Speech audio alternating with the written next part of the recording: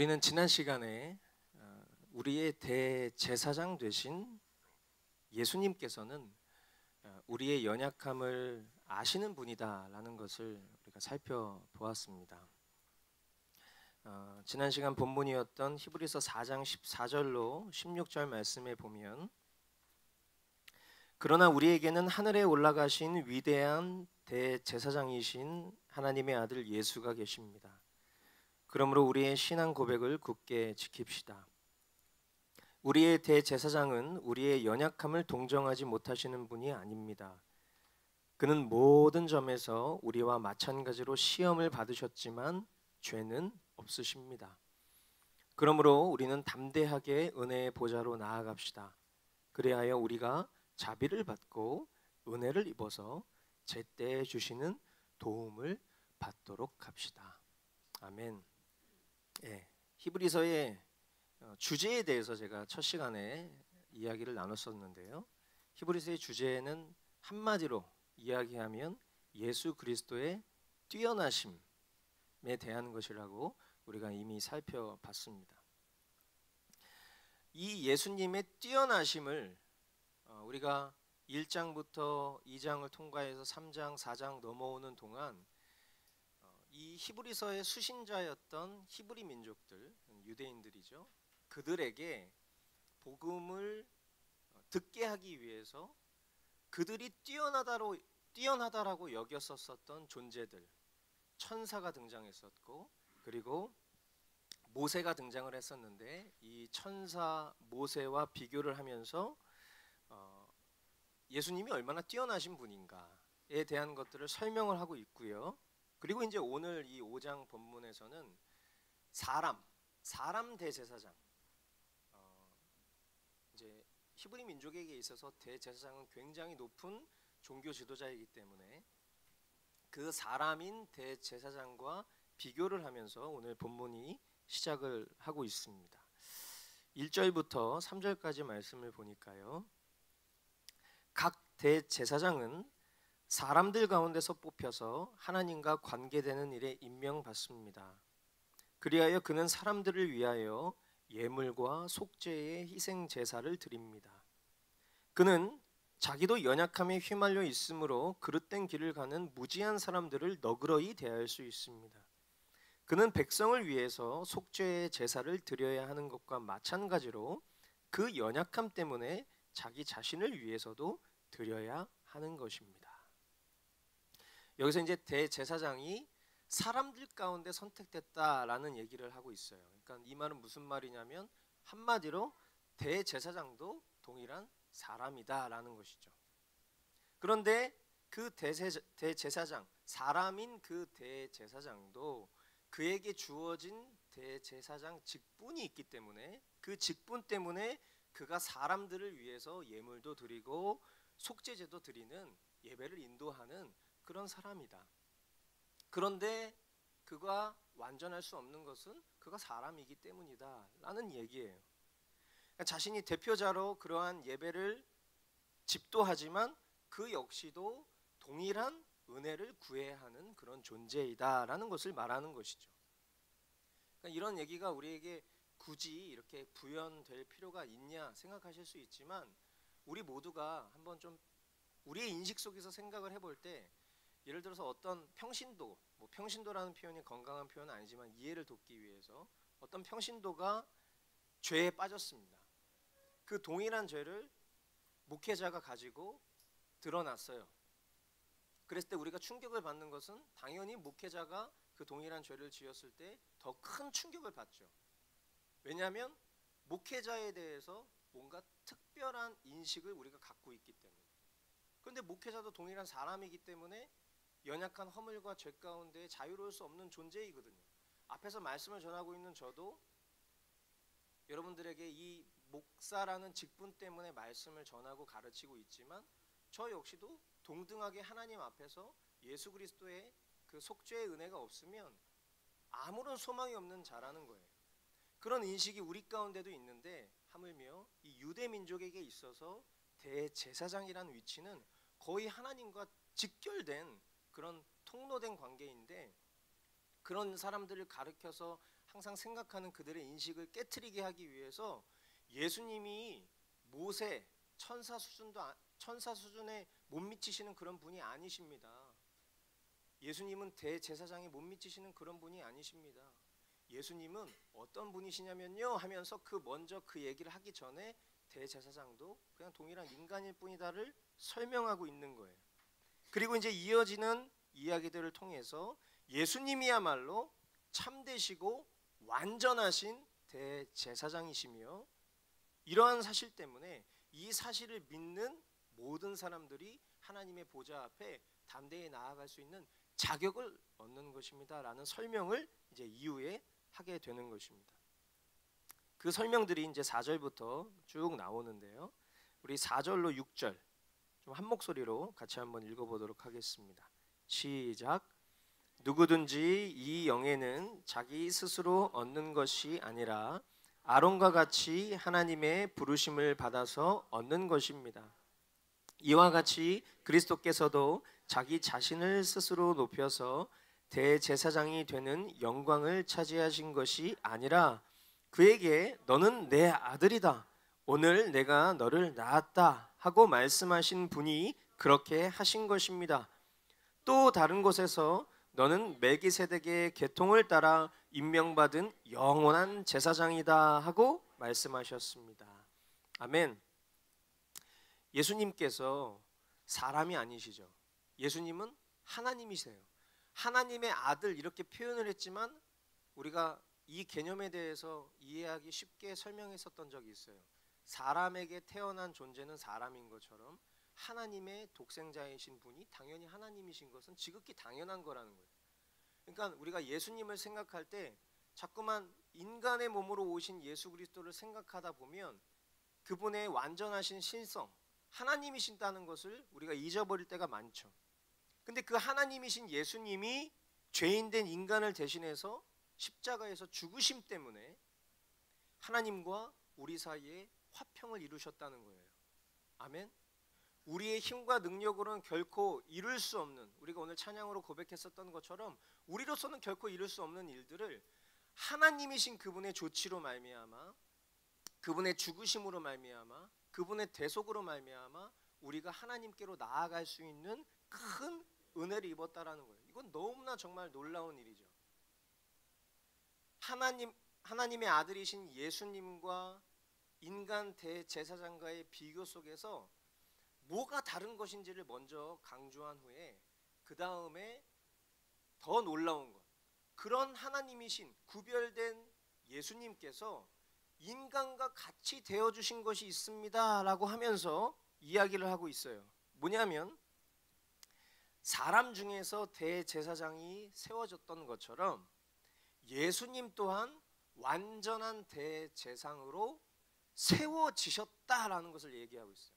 세워지셨다.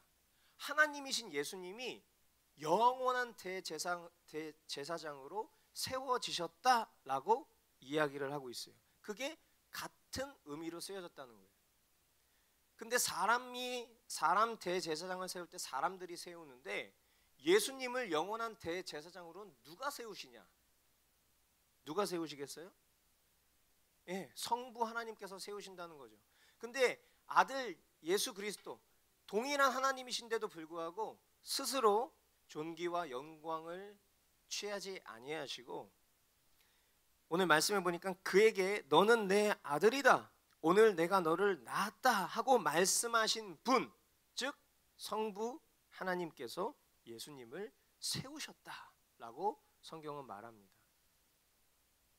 이것이 저와 여러분들이 믿음을 가지고 있다면 어쩌면 우리에게 되게 당연한 듯 보이는 그런 내용이지만 이것을 우리가 결코 당연하게 생각해서는 안 될 것은 예수님께서 하나님과 우리 사이의 유일한 중보자요 구원자가 되신 것은 철저히 계시의 성취여야 하기 때문이라는 거예요.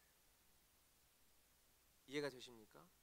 예수님이 스스로 영광과 존귀를 취하실 수 있었지만 예수님 스스로가 그 영광과 존귀를 취하지 아니하시고 철저히 성부 하나님께 순복하여서 그분께서 영원한 대제사장으로 세우신 그 모든 것들을 따르셨었던 이유가 구약부터 쭉 내려왔었던 그 하나님의 계시의 성취이셔야만 했기 때문에 순종하셨다라는 거예요. 수많은 예언서에서 기록하고 있는 하나님 언약의 성취, 한마디로 얘기하면 메시아가 누구신가에 대한 그 말씀들이 예수님이 유일한 그리스도이시다라는 것을 증거하고 있기 때문에 예수님께서는 그렇게 말씀을 따라서 하나님으로 말미암아 영원한 대제사장으로 세움 받으셨어야만 했다라는 것입니다. 오늘 말씀에 등장하는 너는 내 아들이다. 우리가 이 찬양 되게 많이 부르잖아요. 근데 지금 이제 다시 보면은 이 찬양 가사가 그 가사가 아닌 걸 알겠죠. 여기서 말하는 너는 내 아들이다가 나의 사랑하는 내 아들이다 막 우리 막 주님 왜 내 딸이다는 없습니까? 막 이러면서 너는 내 아들이다 그렇게 찬양했지만 그게 우리를 향한 고백이 아니라는 거죠. 여기 보면은 이제 시편 2편 7절 말씀 그리고 시편 110편 4절 말씀에 등장하는 시인데 예언적 시거든요. 그러니까 하나님께서 이 땅 가운데에 우리의 죄된 문제를 해결할 유일한 메시아로 보내신 분, 내 아들, 너가 내 아들, 그 예수 그리스도를 지칭하는 그 표현인데 우리가 이걸 이제 좀 찬양으로 막 뭔가 인간의 어떤 위로를 받고 싶어서 이 고백들을 우리가 많이 했지만 사실은 그런 내용이 아니라는 거죠. 무지한 인간들로 하여금 예수님만이 하나님의 하나뿐인 아들이시고 예수님만이 참된 메시아이시다라는 것을 증거하고 있는 것입니다. 그러므로 예수님은 스스로 대제사장이 되시고 그렇게 주장할 수 없으시며 철저히 성부 하나님께 세워지시며 성경의 계시대로 이 땅 가운데 오셨습니다. 그리고 이것을 되게 아리송한 표현으로 마무리를 짓고 있는데 뭐라고 표현했냐면 멜기세덱의 계통을 따라 임명받은 영원한 대제사장 이렇게 표현을 하고 있어요. 멜기세덱의 계통을 받은 멜기세덱은 누굴까요? 네, 이에 대한 이 대답은 이제 우리가 설교 끝부분에 다시 한번 다루도록 하겠습니다. 자, 일단 7절로 10절 말씀 보니까요. 예수께서 육신으로 세상에 계실 때에 자기를 죽음에서 구원하실 수 있는 분께 큰 부르짖음과 많은 눈물로써 기도와 탄원을 올리셨습니다. 하나님께서는 예수의 경외심을 보시어서 그 간구를 들어주셨습니다. 그는 아드님이시지만 고난을 당하심으로써 순종을 배우셨습니다. 그리고 완전하게 되신 뒤에 자기에게 순종하는 모든 사람에게 영원한 구원의 근원이 되시고 하나님에게서 멜기세덱의 계통을 따라 대제사장으로 임명을 받으셨습니다. 아멘. 완전한 하나님이시자 완전한 사람으로 이 땅 가운데 오신 예수님은 고난을 통해서 순종을 배우셨습니다. 이것은 참 신비로운 거예요.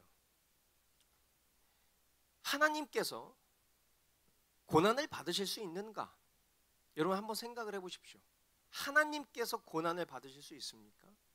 동시에 하나님께서 순종하셔야 할 이유가 있습니까?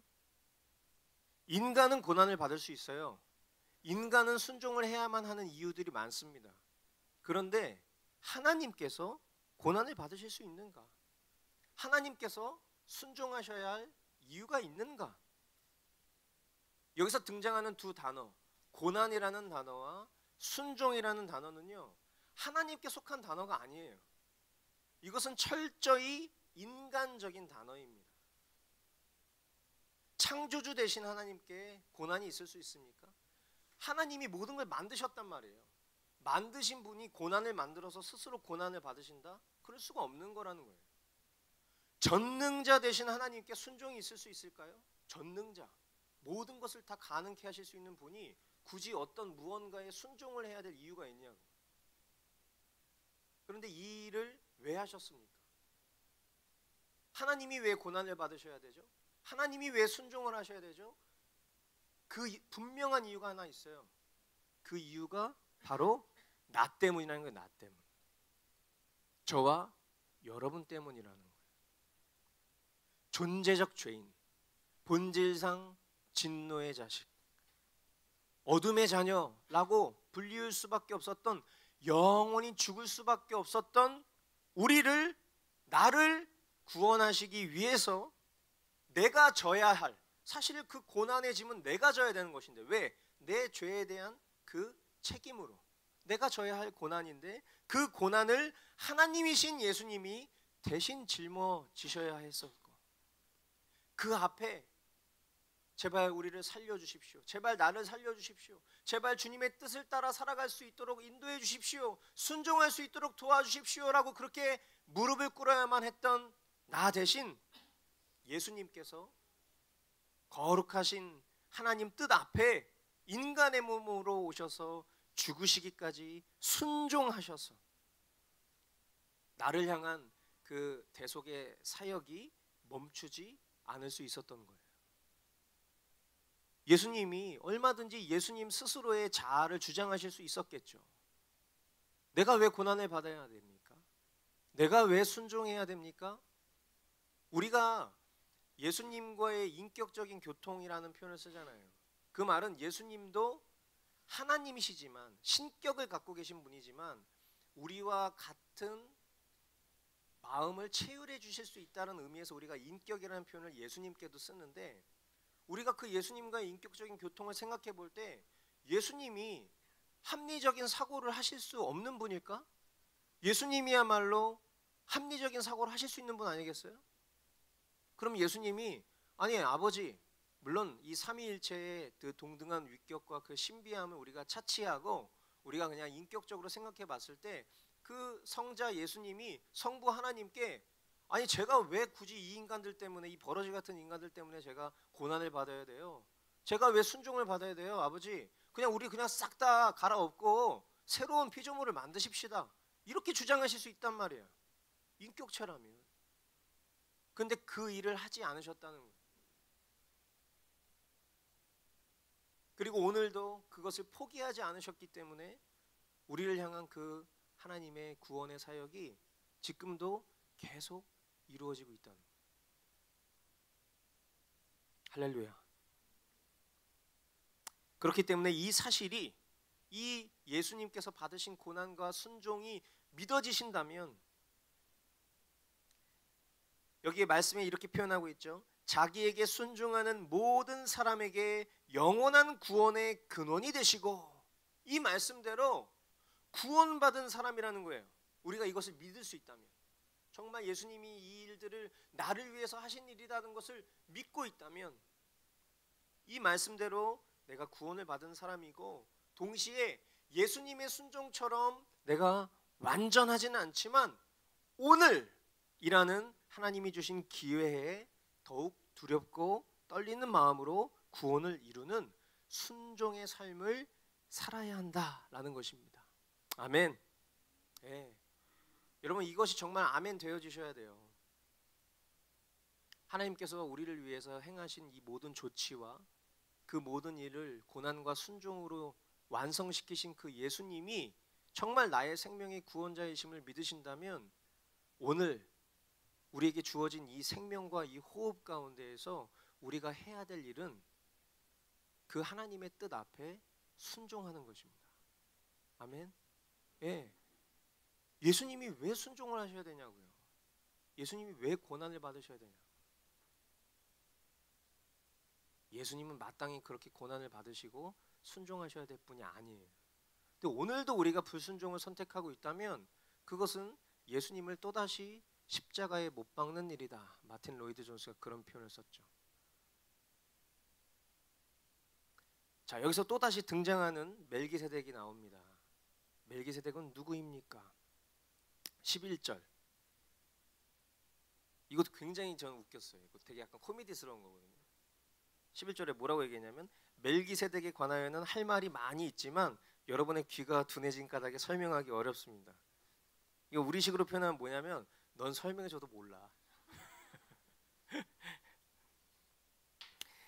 성경이 우리에게 멜기세덱에 대해서 이렇게 말씀하면 궁금해도 굳이 알 필요는 없어요. 그죠? 성경이 말씀하고 있지 않은 것을 자꾸만 인간이 자기적으로 해석하고 어떤 다른 사견을 붙여서 이해하려고 하다가 이단이 나오는 거예요. 그러니까 성경이 말하고 있지 않으면 아, 이거 하나님의 영역이구나, 신적 영역이구나, 우리의 인간에게 하나님이 가장 좋은 것을 깨닫게 하시고 알려주시길 원하시는 분이신데 하나님께서 말씀을 통해서 굳이 몰라도 된다 이렇게 얘기하시면 아, 내가 몰라도 되는 거구나, 이게 나한테 유익한 거구나, 이렇게 우리가 넘어가면 되는데 우리 막 여기서 뭔가 하다가 보면 이제 뭐 이만이 등장하고 막 이러는 거예요. 그런데 성경이 이 멜기세덱에 대해서 언급한 부분들을 살펴보면 그래도 우리가 조금은 이 멜기세덱의 존재가 무엇인지를 우리가 좀 알 수 있는데, 창세기 14장 18절로 20절 말씀에 보면은 이런 표현이 있어요. 그때의 살렘 왕 멜기세덱은 빵과 포도주를 가지고 나왔다. 그는 가장 높으신 하나님의 제사장이다. 그는 아브라함에게 복을 빌어 주었다. 천지의 주제, 가장 높으신 하나님 아브라함에게 복을 내려 주십시오. 아브라함은 들으시오. 그대는 원수들을 그대의 손에 넘겨주신 가장 높으신 하나님을 찬양하시오. 아브라함은 가지고 있는 모든 것에서 열의 하나를 멜기세덱에게 주었다. 예, 이게 이제 성경에서 등장하는 멜기세덱에 대한 정보가 끝이에요. 우리가 이제 히브리서 추후의 7장을 보면 거기에 이제 이 멜기세덱에 대해서 다시 한번 이제 주석하는, 이 히브리서 기자가 주석하는 그런 내용들이 나오는데 이제 그때 우리가 또 보겠지만, 우리가 이런 사실들을 통해서 깨달을 수 있는 몇 가지가 있는데 그게 뭐냐면 멜기세덱은 하나님의 제사장이다. 인간이 세운 제사장이 아니라 하나님이 세우셨다. 여기서 이제 뭔가 공통점을 싹 발견할 수 있는 거죠. 인간 대제사장과 하나님이 세우신 영원한 대제사장의 비교를 지금 우리가 보고 있는 중인데, 멜기세덱을 딱 얘기하면서 멜기세덱의 내용을 창세기에서 보니까 아, 하나님이 세우신 제사장이네. 거기다가 아브라함, 굉장히 우리가 생각했을 때 수준 높은 인물이잖아요. 믿음의 조상 아닙니까? 그런데 그 아브라함에게 복을 빌어 주었다. 그러니까 여러분, 우리가 축복이라는 단어, 제가 뭐 그 제자 훈련 할 때라든지 아니면 개인적으로 교제할 때 우리가 바른 성경 언어를 쓰자라는 의미로 몇 가지 교정할 때 자주 설명했었던 게, 제가 축복이라는 단어를 얘기했었어요. 그러니까 우리가 하나님 축복해 주십시오 이렇게 기도하는 게 맞아요, 틀려요? 틀리죠. 왜? 이게 교리 공부 시간은 착각했네. 제가 질문을 하면 대답을 하실 것 같아서. 우리가 이제 하나님 축복해 주십시오 이렇게 얘기하면 이 말이 틀린 이유가 뭐냐면, 축복이란 건 빌축자의 복복자잖아요. 그러니까 하나님 축복해 주십시오 그러면 하나님 위에 어떤 또 존재가 있는 거예요. 그렇잖아요. 근데 내가 찬미전사님 축복합니다 이렇게 얘기하면 내 위에 계신 하나님께 내가 복을 빌어서 당신에게 전합니다, 이런 의미로 사용할 수 있거든. 사람 대 사람으로 쓸 수 있는데 우리가 하나님께 기도할 때 하나님 축복해 주시옵소서 그러면 하나님 위에 하나님 또 있는 거예요. 그러니까 우리가 하나님께 그럼 뭐라고 기도해야 돼요? 하나님 복 주시옵소서 이렇게 기도하는 게 바른 표현이죠. 그렇죠? 그러니까 여기서 우리가 이런 내용들을 볼 때도 그런 의미로 성경을 보시면 인간이 하나님께 기도하면서 축복해 주십시오라고 하는 설명이 없어요. 복 주십시오 이렇게 표현하지. 그런데 이제 우리가 하도 이게 축복 너무 좋아하다 보니까 땡기는 거 있잖아요. 막 하나님께 땡기는 거. 하나님 주시옵소서 막 이러다 보니까 이 축복이라는 단어가 되게 오용된 표현들이 많은데, 여기 보면은 멜기세덱이 아브라함에게 복을 빌어준 거예요. 그러니까 멜기세덱이 높아요, 아브라함이 높아요? 멜기세덱이 높은 거지, 복을 주는 입장이니까. 그러니까 우리가 이런 표현들을 통해서도 아, 이 멜기세덱이라는 존재가 보통 존재는 아니구나.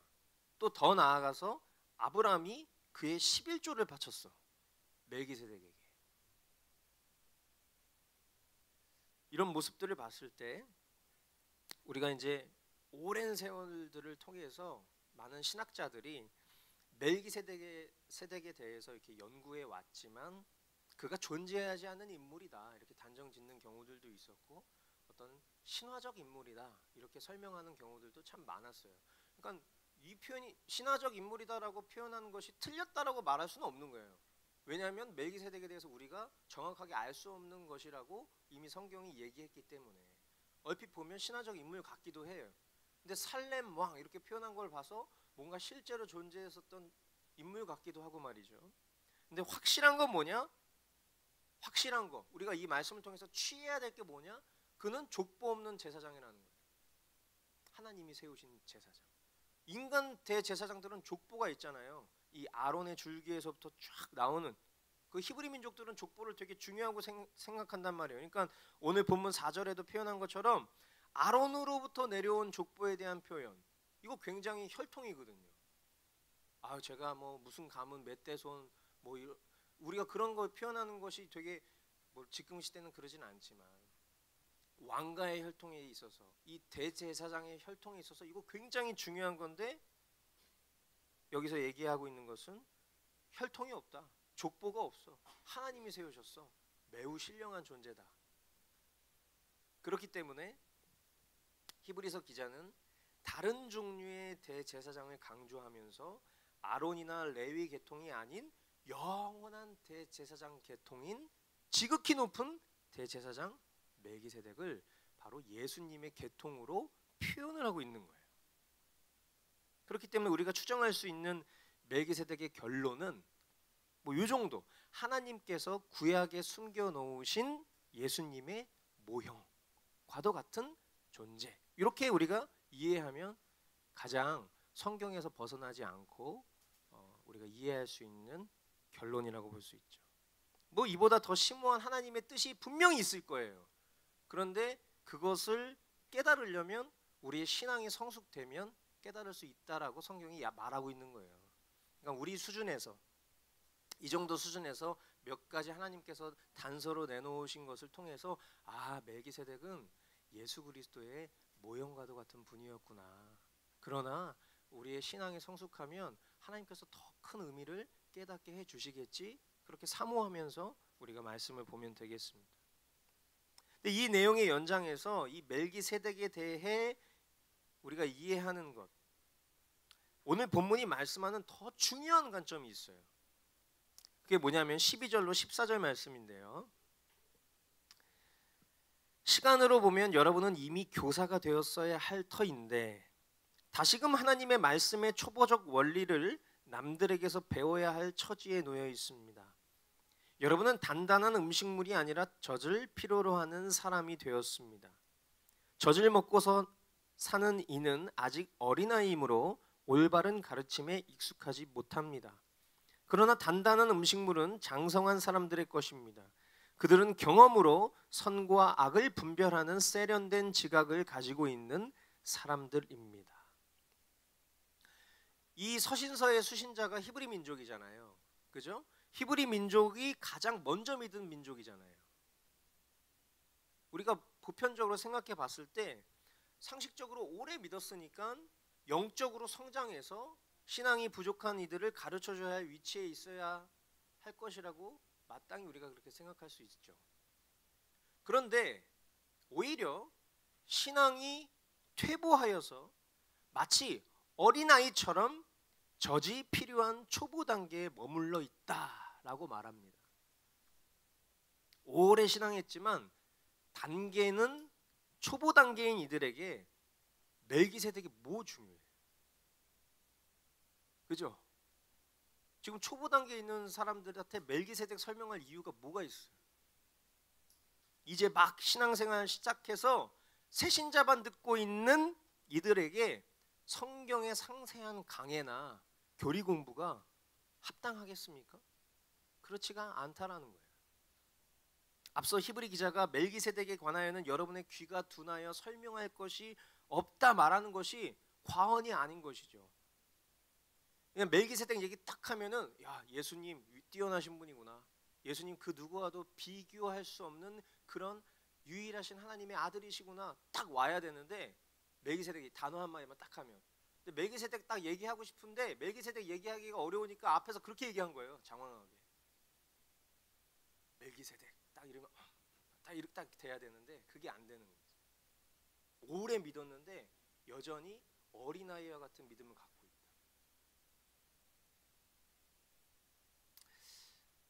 우리가 이 성경에서 얘기하고 있는 이 권원을 진지하게 받아들이면서 회개할 수 있어야 될 것 같아요. 저와 여러분들은 뭐 각자의 시간에 따라서 조금씩 이 공동체에 오신 시간이 좀 다를 수 있지만, 그래도 이 교회가 3년이 됐으니까, 그리고 3년 전에 저희 집에서 모임을 했었던 것까지 따지면은 4년 넘게 어떻게 보면 우리가 모여서 뭐 먹고 마시고 즐거워하는 그런 시간들을 오히려 보내기보다는 거의 모여서 우리가 하는 일들은 다 말씀 보고 기도하고 성경을 연구하고 했었던 일들이 사실 대부분 아닙니까? 우리가 그토록 많이 배우고, 또 저와 여러분들이 지식적 동의, 그런 표현들, 이런 것들에 우리가 굉장히 능숙한데, 그것을 실천으로 옮기며 복음으로 결론난 삶을 살지 못하고 계속하여 원점으로 돌아오는 삶을 저와 여러분들은 정상적으로 여겨서는 안 될 거예요. 아유, 우리 믿음이 다 그렇지. 뭐 잘할 때도 있고 더딜 때도 있는 것이지. 여러분, 그건 정상이 아니에요. 우리가 성경에 대해서 얘기할 때, 중생과 성화에 대해서 얘기할 때, 우리가 중생의 은혜, 거듭남의 은혜를 입은 사람이라면 그 삶의 방향성은 성화, 거룩하게 되어지는 것. 거룩이 뭐냐? 우리가 거룩이란 단어를 쓸 수 있는 유일한 분은 하나님 한 분이시니까, 예수 그리스도 한 분이시니까, 그 예수님처럼 되는 삶을 중생을 경험한 사람들은 계속 살아가야 되는 거예요. 그러니까 어제보다 오늘 나의 믿음이 성숙하고 오늘보다 내일 더 믿음이 성장할 것은 지극히 당연한 거라는 거예요. 그러니까 우리가 죽기 직전에 우리의 믿음이 어떨지 모르지만 정상적인 거듭남의 은혜를 입은 사람이라면 당연히 우리가 처음 믿었던 그 순간부터 우리가 죽기 직전까지의 삶을 보면 하나님 편에서 뿐만 아니라 인간 편에서도 믿음의 성숙이 일어나야 되는 것은 지극히 당연한 것이고, 믿음의 실제는 관념이 아니라 우리의 삶으로 드러나기 때문에 우리의 삶이 결코 이전과는 같을 수 없다는 것을 우린 지식적으로 다 안단 말이에요.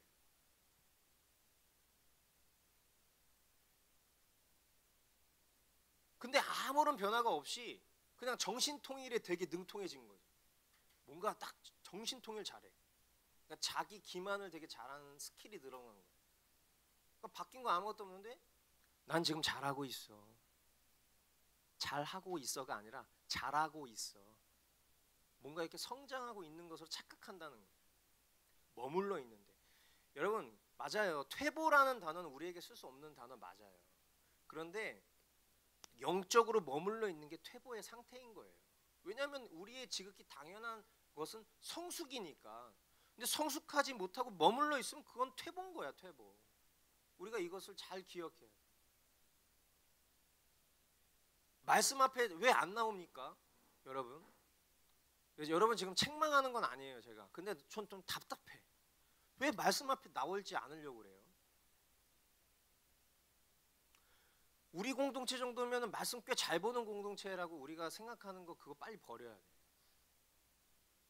우리가 되게 작은 공동체로 시작해서 지금도 작지만 우리 공동체가, 우리가 이 공동체에 속해 있는 것에 느끼는 프라이드 같은 게 있잖아요. 그게 뭡니까?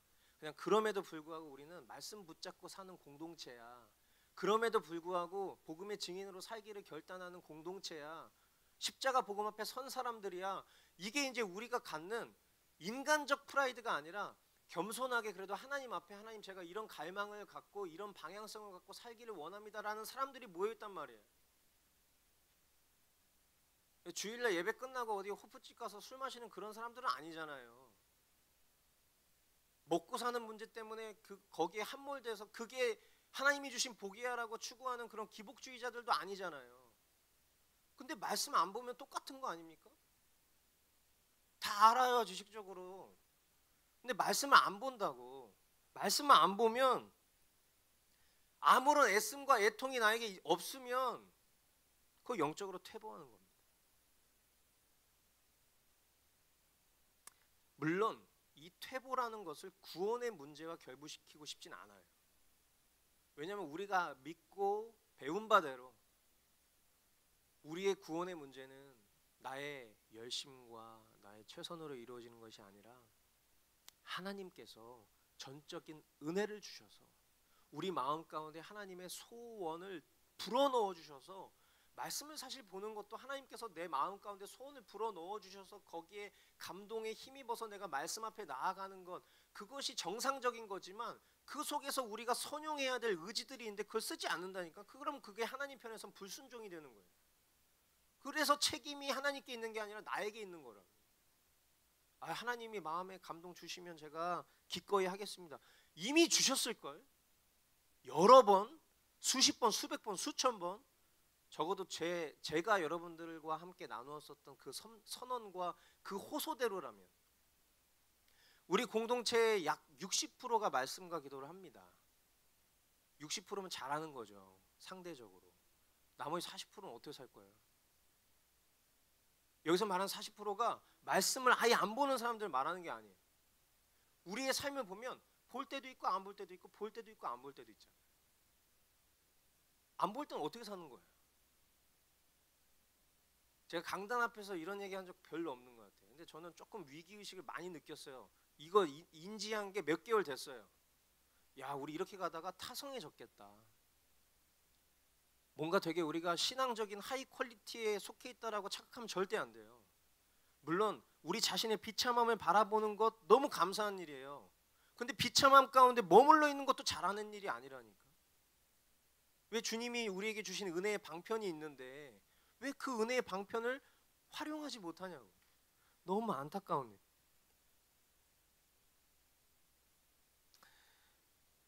성경의 진리를 바로 아는 사람들이라면 우리에게 있어서 정상적인 구원받은 자의 삶이 뭘지, 지금 여기서 히브리서 기자가 막판에 하고 있는 내용의 포커스가 뭡니까? 여러분 왜 영적 어린아이 상태에 머물러 있습니까? 이거 아니겠어요? 영원한 대제사장이신 예수 그리스도 아무리 설명해도 이해 못하는 무지한 히브리 민족들도 있죠. 근데 우리는 지식적으로는 영원한 대제사장이신 분이 예수 그리스도 한 분이시라는 걸 모르는 사람은 아마 이 자리에 없을 거예요. 그런데 왜 그 예수 그리스도와 함께 동행하는 그 길과 진리 생명이라고 말씀하신 그 진리 되신 예수님을 믿는다고 하면서 왜 진리인 말씀 앞에 나오지 않냐? 왜 영적인 어린아이 상태에 머물러 있냐고. 왜 여전히 지금 우리가 돈가스 썰어 먹을 수 있는 그런 신앙 성숙을 충분히 가질 수 있는데 왜 여전히 현덕이가 먹고 있는 이유식 수준에 머물러 있냐? 오늘 이 말씀의 끝자락에 히브리서 수신자들을 향한 경고를 저와 여러분들이 마음에 새겼으면 좋겠어요. 우리 아까 성조 형제가 기도할 때 그 어떤 교훈과 책망의 말도 바르게 받아들였으면 듣기를 원합니다. 그렇게 기도해 주셔서 얼마나 고마운지 몰라요. 왜냐면 나는 이게 예비된 말씀이 있는데 이 얘기를 하면 또 우리 성도들 마음에 목사님 이렇게 설교에서 이렇게 막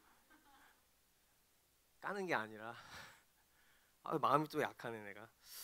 제가 이렇게 했지만 누구를 저격하고 제가 앞에서 뭔가 된 사람처럼 여러분들을 훈계하고 꾸짖는 개념이 아니라는 거 좀 알아주셨으면 좋겠어요. 저도 뭐 제가 대제사장은 아니지만 그냥 구약 시대로 보면 대제사장 같은 사람이잖아요. 아까 처음에 얘기했던 것처럼 스스로도 연약한 존재이기 때문에 스스로도 누군가를 너그러이 대할 수밖에 없는 존재이지만 또 바르게 말씀을 가르쳐야 될 그런 책임을 갖고 있는 자로서 공동체가 하나님의 말씀 앞에 더 견고히 서나갔어야 되는 게 정상인데, 개인의 신앙에 있어서도. 근데 뭔가 그런 것이 아니라 점점 퇴보하는 듯이 보이면 너무 안타까운 거죠.